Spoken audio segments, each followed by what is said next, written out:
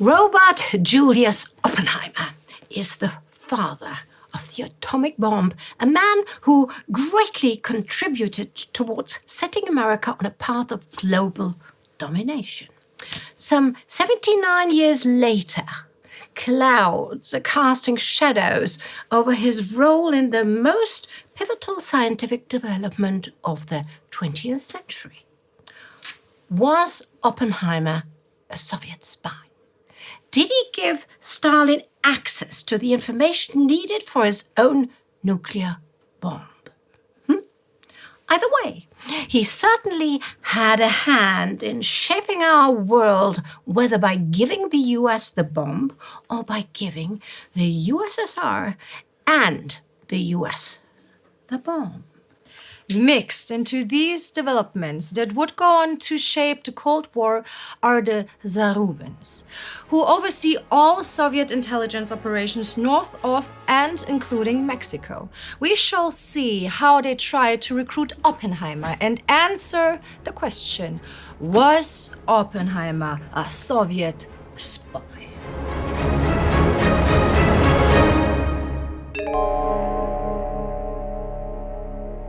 Welcome back. I'm Astrid Deinhard. Hello, darlings. And I am Anna Deinhard. Hello. As we told you last time, Elizaveta Yulyevna Zarubina and Vasily Mikhailovich Zarubin, our Soviet espionage power couple, find themselves at the head of a large and important network of Soviet espionage in the very heart of the United States of America. With Vasily responsible for all Soviet residenturas in Canada, the US and Mexico and Liza working frantically behind her husband's back, the stage is set, and the US story of Soviet espionage in the second half of the war begins. The major figure in the crosshairs of the Zarubins is one Robert Julius Oppenheimer, head physicist at the Manhattan Project and communist sympathizer. We said last time that by 1942 up to 29 communist agents are involved in the Manhattan Project, and all of them in one way or another answered to one or the other of the Zarubin couple. Prior to 1942, these agents like Julius Rosenberg, Harry Gold and Klaus Fuchs were managed by Jakob Golos. We will already have covered the stories of these individuals in other episodes. These agents and their Soviet handlers will play a decisive role in delivering US atomic bomb secrets to the Soviet Union. From the arrival of the Zarubins in the US, it is they who shoulder the responsibility of giving Stalin what he wants. Under them, multiple Soviet agents work at the various residenturas intelligence stations throughout the United States of America. To deliver to Stalin and the USSR the keys to unlock the might of atomic power, one figure stands out a lot. Robert Julius Oppenheimer. One of the agents at the Subresidentura, a substation in San Francisco, Gregory Kaifetz, codenamed Charon, is in an ideal position to help secure their target for the cause. He warmly befriended Robert Oppenheimer when they met on December the 6th, 1941, at a party to raise funds for Spanish Civil War refugees. The two men agreed to meet for lunch the next day. At this time, Oppenheimer had not been yet recruited to direct the building of the first atomic bomb, nor was he yet subject to strict surveillance and the control of military secrecy. Therefore, when Oppenheimer met Kaifetz, he still had no formal obligation to reveal his communist connections to his employer or to keep secret what he learned about the atomic project from his scientific colleagues. Keifert's and Oppenheimer's relationship continued to develop, with the two becoming solid acquaintances and eventually even friends, from Oppenheimer's perspective at least. Throughout the meetings, Keifert's learns much of interest to the NKVD. One, Oppenheimer was worried that Nazi Germany might get its hands on the bomb before the US could. 2, Einstein had written a secret letter to Roosevelt warning of exactly that possibility in 1939. And 3, Oppenheimer's wife, Catherine Oppenheimer, admired the Soviet Union and had been married to a communist who was killed fighting on the Republican side against Franco's forces in the Spanish Civil War. She still had numerous contacts among her first husband's communist friends. Oppenheimer's brother Frank was known to be a communist, and Robert Oppenheimer often contributed money to causes espoused by the American Communist Party. All this raises the question. How deep do the connections between Oppenheimer and the Soviet Union run? Is it merely sympathy for some of the communist causes or genuine patriotic sentiment for the Communist International? Well, who knows? As a result of Keifert's intelligence, Vasily immediately grants him assistance after his arrival in the USA.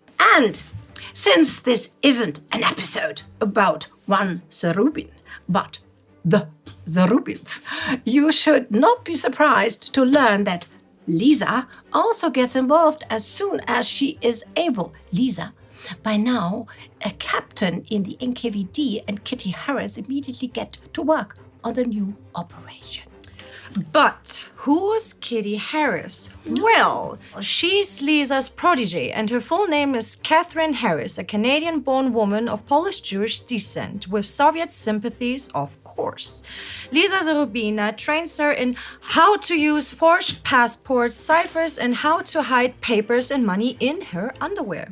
That last tip being based on Lisa's own experiences. During her entire career, Kitty used 17 different code names, and one could say catching Kitty is like trying to catch a cat, or shall I say, Kitty by its tail. Difficult. So, anyhow, from here on out, there are 2 accounts of what happens next. 2 accounts of how Lisa and Kitty befriends the Oppenheimer, especially Catherine Oppenheimer. One version is that Lisa and Kitty travel to California frequently after the Zarubins' arrival and, through Keifert's, are introduced to and befriended Catherine Oppenheimer. That's the boring story. The other story goes something like this. After her arrival on US soil, Lisa instructs Kitty to get in touch with a former agent. And this former agent is a dentist who is friends with the Oppenheimers. However, as Kitty learns, finding this dentist is like herding kittens or kitties, harder than one first imagines. She visits 3 dentists who all share the same name. Once comfortable in the patient's chair, she says, I need 3 false gold teeth on the right side.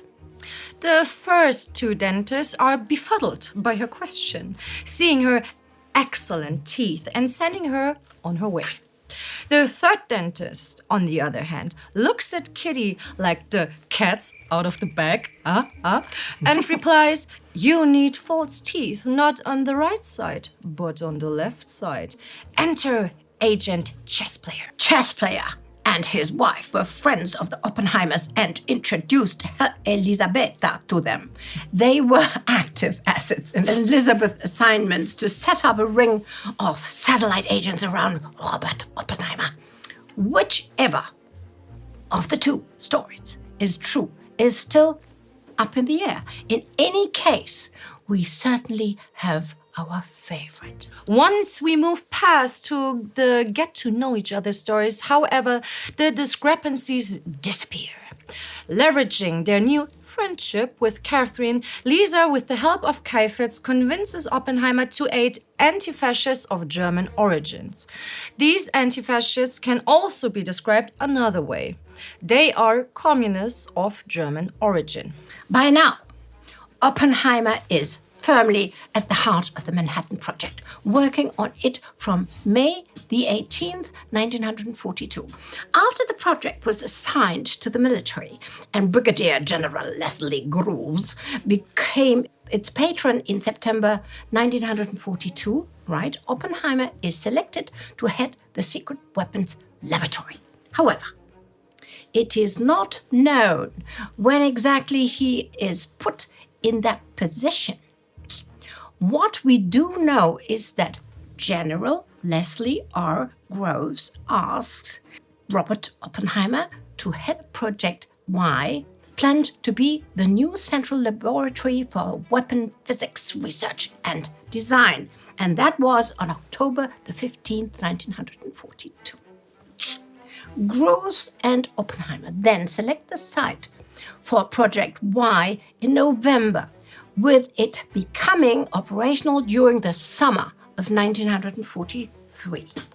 At this point, some of you might be wondering, with the importance of the Manhattan Project, its top-secret nature, and the vast sums of money being pumped into it, why would someone like Oppenheimer, with known Soviet or left-leaning sympathies, be put in a central and leading position? While those in charge are not aware how far his sympathies reach, they are certainly aware that he is left-leaning, That is precisely why the security officers working for the Manhattan Project drag their feet in giving Oppenheimer clearance.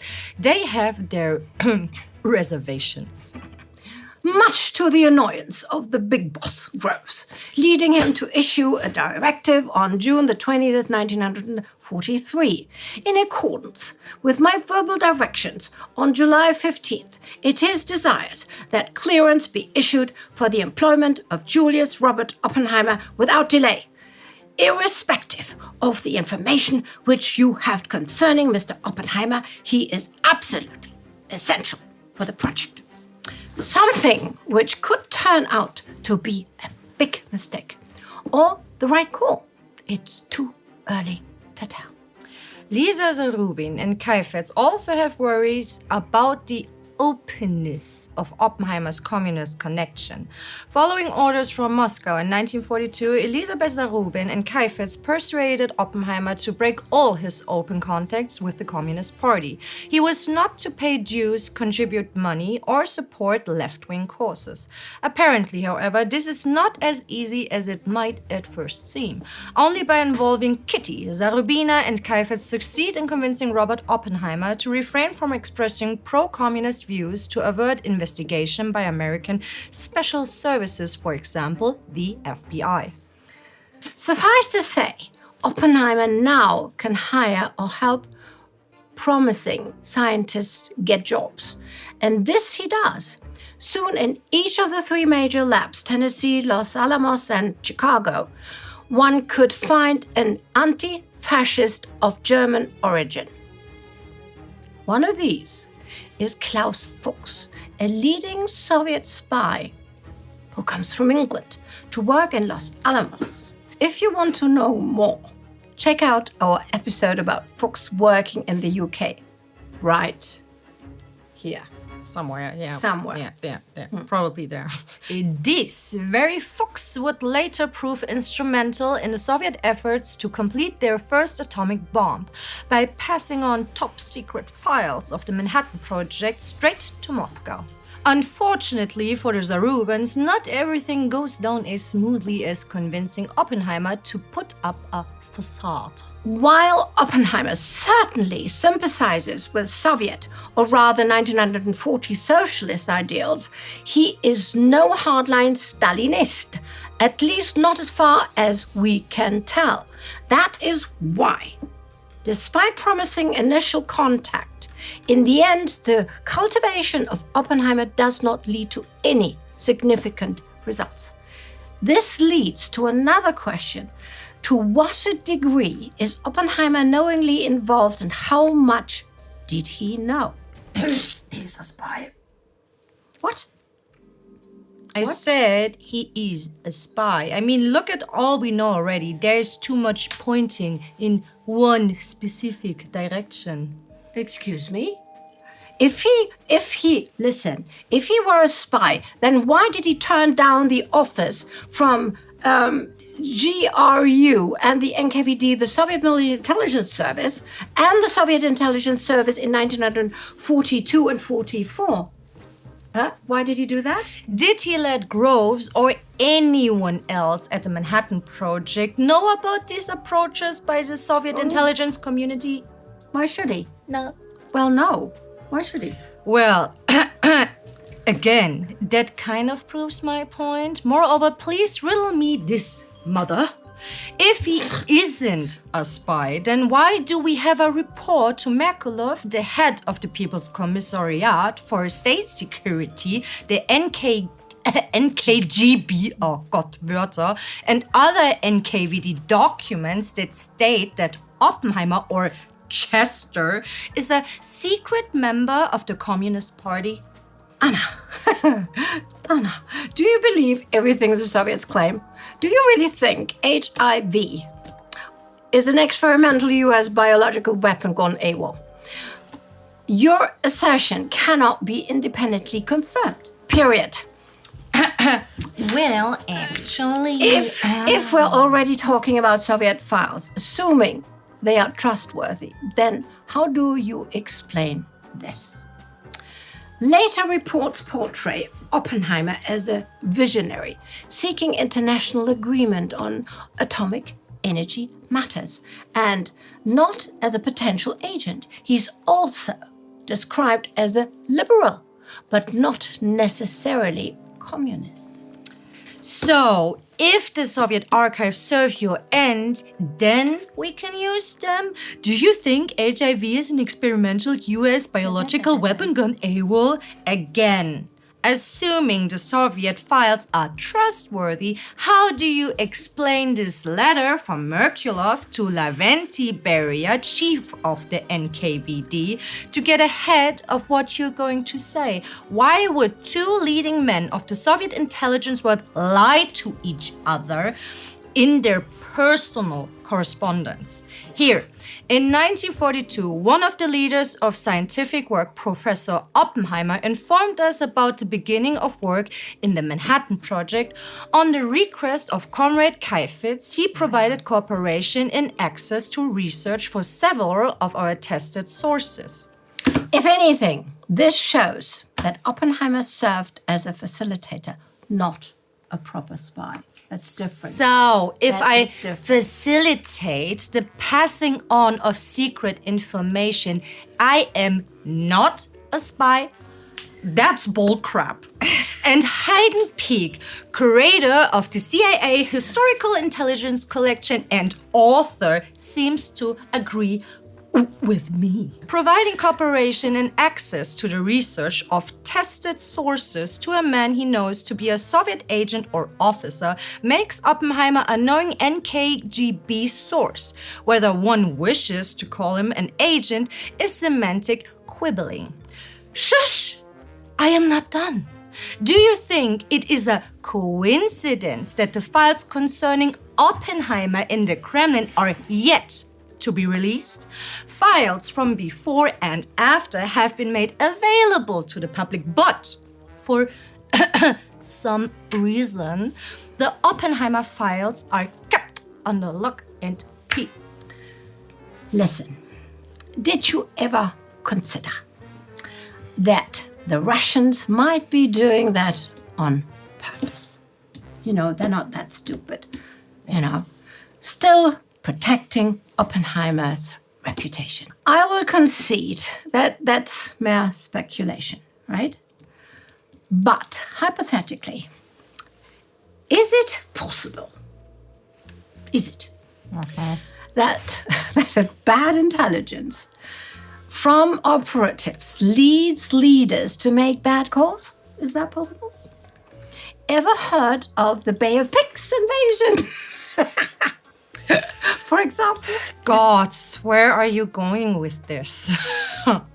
Well, I'm going to Comrade Kaifetz. Some historians argue that he was known for spinning very tall tales in order to win favors from the bosses. Here's what Greg Herkin, author of The Brotherhood of Bomb, thinks. I suspect Kaifetz, who was recalled to Moscow in mid-44, of padding his resume by claiming that he had recruited Oppenheimer. Kaifetz's motive was simple. He was trying to avoid execution from failure to perform while he was the NKVD main spy in the Bay Area. Since he is the source of much of the NKVD's and NKGB's information, that puts everything from the Soviet side into question, my dear. He suspects wrong! Here's what Gerald and Leona Schechter, acclaimed authors regarding, of the Soviet intelligence, have to say. Herkin is mistaken. Kaifetz was not recalled for failing to perform nor for inactivity. He was recalled because he was named in a secret letter to Stalin by an NKVD officer in the Washington, D.C. Residentura. He was accused of supposedly working for the Germans and the Japanese. Come on. Look, Anna, from what I gather, we, like some of the leading experts on the issue, are torn as to whether Oppenheimer was a spy, informant, a facilitator of the Soviets, or none of the above. If they can't agree, how can we? Let's agree on this then, for the viewer's sake, for all of you darlings' sake. Overall, at least according to the documents we have access to as of now, Oppenheimer was never formally recruited as the Soviet spy. Never. Ever. That's just semantics. No, it isn't. Anna, please. The viewers, do it for your mother, who you love very dearly. I'm kind of thinking about that right now, but okay, fine. The statement is something I can agree with, and let's agree to disagree on the rest of it. While there may be controversy as to what exactly he did, the why is less disputed. Yes, good call. His reasons almost certainly go beyond mere Soviet sympathies. He, other Manhattan scientists, the US military, the espionage world, and pretty much everyone in the Allies feared that the Germans might finish the atomic bomb before the Allies could. Oppenheimer seemingly thought that by giving the Soviets some info, he increased the chance of success of one of the Allies finishing the job first. It did not really matter for him whether it would be the US or the USSR, just not the Nazis. Another motivation may have been one of his core beliefs, namely that atomic bombs and energy should be an internationally organized and shared responsibility. This would also explain why Oppenheimer seemingly dropped all connections with the Soviet Union and the American Communist Party in 1947 after the USSR did not agree to the Baruch Plan to share control of atomic energy internationally. Yes. And he is not the only member of the Manhattan Project motivated into action by such concerns. Klaus Fuchs, a definite, proven spy, leaked the information about the nuclear bomb to the Soviets to create a balance of power between the US and the USSR. What if, God forbid, the US turns towards fascism and is the only country with atomic bomb, for instance? Leo Szilard, the co-author of the Einstein letter to Roosevelt, likewise believed in the idea of sharing nuclear secrets with the international scientific community. Szilard strongly promoted this idea, for which he drew the ire of General Leslie Groves. Because of this, Groves kept Szilard from working at Los Alamos on the atomic bomb. As you can tell, Oppenheimer's involvement with Zarubins and Soviet intelligence agencies remain a hotly debated topic to this day, with historians arguing for either side, traitor and non-traitor, sympathizer versus spy. There are, however, some basic facts that seem to have been agreed upon by most historians. Oppenheimer did have socialist or Soviet sympathies, and his wife especially was a believer, if you will. He most likely met Kheifetz, and his wife most likely was friends with Lisa, and he apparently helped find jobs in the Manhattan Project for people like Klaus Fuchs. And he was a spy. Anna, for Pete's sake. We just had a whole big fight about it, and now you're just back. Okay. Let me rephrase. And he was never officially recruited as an official agent, as far as we know. Dear viewers, as you can see, dear viewers, anything beyond this modicum of information, I'm afraid, is at the very least contested. Oppenheimer's story is all well and good, and I think we have covered it in enough detail. But what about the Zarubins? How does their story end? Well, like the whole Oppenheimer situation, what first seems promising, sensational even, ends up being somewhat disappointing towards the end, for the Kremlin at least. For one, Zarubin seems to become sloppier the longer he and his wife stay in the US. But not enough. There is more trouble for the spy couple. First of all, the FBI uncovered his involvement in a significant Soviet espionage operation in April 1943. Several months later, he and his wife Lisa were further specially identified as being the directors of the Soviet intelligence within the United States. Then, on August 7, 1943, FBI headquarters received an anonymous letter typewritten in Russian, mailed in close proximity to the Soviet embassy and addressed to Mr. Hoover. This letter confirmed Zarubin's position to the FBI, and it also had some more sensational claims. Zarubin enjoys to a vast extent the confidence of the Soviet government, but in fact, as we know very accurately, works for Japan himself, while his wife works for Germany. Thus, under cover of the name of the USSR, he is a dangerous enemy of the USSR and the US. But not enough. There's another letter that spells disaster. The other letter does not go to the director of the FBI, Hoover, but to Joseph Stalin himself. But like the letter to Hoover, it also has explosive contents. This letter accused the resident Vasily Zarubin as being a double agent for the FBI. Apparently, the writers thought that such an accusation would have caught the immediate attention of high officials. And, well, it did. The Zarubins are recalled in early 1944.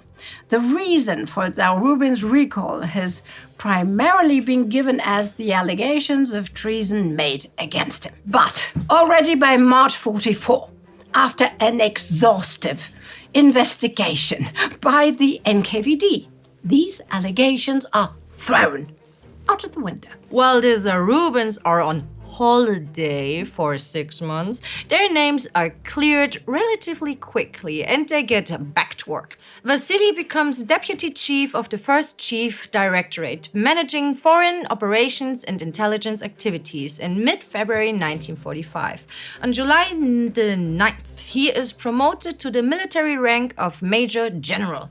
Lisa is reinstated as a captain. They also receive a medal each. Vasily gets the Lenin Medal and Lisa the Order of the Red Star. Soon, however, things turn sour again. In the fall of 1946, Stalin started a campaign against the Jewish bourgeoisie. It reached the high echelons of the intelligence services and Lisa Zarubins was fired. By January 1948, Vasily was forced to retire too. In 1953, they are recalled into the newly formed MVD, the Ministry of Internal Affairs, but soon retire again. Vasily dies in 1972 from a heart attack and Lisa 15 years later from a car accident. In the end, what did the Zarubins truly accomplish? To his credit, Zarubin could claim that hundreds of agents, some of whom were of major importance, were recruited by Soviet intelligence under his direction of the Residentura in the United States. He could also claim that under his supervision, a vast amount of political, economic, technical, industrial, and military information had been collected and transferred to the Soviet Union. And Lisa, although not as recognized officially, did just as much, if not more, to deserve the same praise. But you know how it is. It's always the same, men getting praised for women's accomplishments, even in the socialist utopia of the USSR. Even if they're bad. That brings an end to today's adventure. The Zarubins certainly played their part, and mostly played it expertly. As for the question of whether Oppenheimer was a spy, well, as you now know, it's complicated. Let us know what you think. Just write to us. Whose story do you trust the most? If you want to know more about espionage operations throughout World War II, check out some of our other Spies and Ties videos, like the video about Klaus Fuchs or Harry Gold. To get ever more content like this, please join the Timeghost Army at timeghost.tv or patreon.com. And we will see you next time, darlings. He was a spy! He was a spy! I will never change my mind! Nein, du hast keine Ahnung. Also erstens mal, dieser ganze Bullshit. Nein. Er war auf jeden Fall ein Spion. Du hast keine. Es nicht. Natürlich er war es nicht.